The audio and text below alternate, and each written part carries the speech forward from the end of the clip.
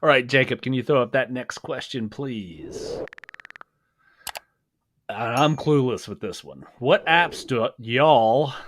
They're probably from New York. What Okay. apps?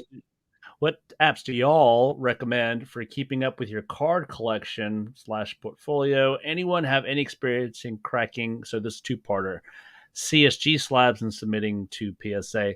Let me just let you know, the first part of this question, I have no clue. I do this with a spreadsheet, not an app.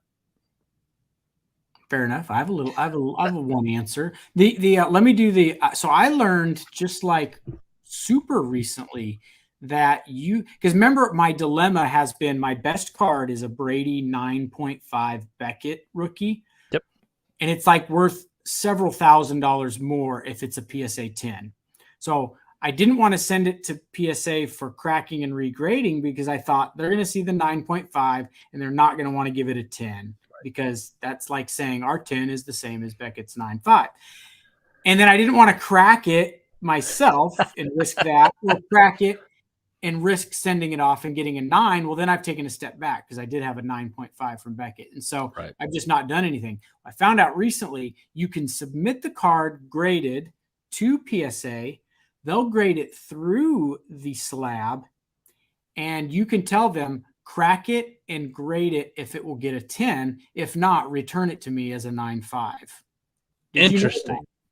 I did not know that. So now all of a sudden there's zero risk. Right. And so I may be doing that with my Brady. So I don't have any experience cracking because I'm not comfortable doing that. I know my luck, I'll end up, but I know a couple of my customers that are good at it, and we've had them do it for us a time or two. Yep. But maybe for cracking CSG and submitting to PSA, use that service there that PSA offers, unless someone lied to me. But they didn't. I'm pretty sure I went to PSA's website and read it myself, but they don't give a price for that. So I'm thinking maybe it's like just the regular grading price. They crack it. But yeah, that's like CSG. If you got an 8.5, you can send it to PSA and say, grade this and reslab it if it will get a 9. If it won't get a 9 and you're going to give it an 8, send it back to me in the 8.5. So yep. So Mackey's like, that's a game changer. Randy's saying they only do that for Beckett. No, they'll do it with anything because they're not going to look at the grade on the case of what you've sent it in. They're going to look at the card. And if their opinion says this card is a 9, in our opinion, they're going to crack it and put it in a 9. If it's a 10, they're going to crack it and put it in a 10, unless you say don't crack it if it's not a 10 or a 9 or whatever. Wow. And then on cards. That, so I just did that with your group submission crossing a 9.5. Hopefully he gets a 10. Yep. Yeah. Fingers crossed, man. Fingers crossed. We know 7 cards name like he submits to us. So 7 cards.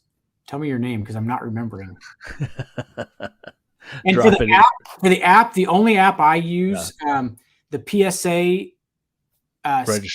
registry where you can scan your PSA graded cards and it'll throw it into your library. It'll even kind of semi-track the pricing. So you do that with all your PSA graded stuff, and then it'll tell you what it's all approximately worth. I know that all the sort of pricing apps like Card Ladder and Market Movers, these apps that you can look up pricing and it gives you the trends. I know that there's a build your collection, build your portfolio feature in that.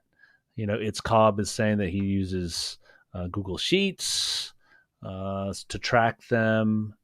Jacob just reminded me, he wanted me just to highlight this part of his suggestion on tracking to share the document with friends so that they could keep an eye out at shows and vice versa. Fantastic suggestion. I'm absolutely going to steal it. And when I steal it, I might give you credit on that idea, Jacob. That is a good idea. They can take it with them wherever.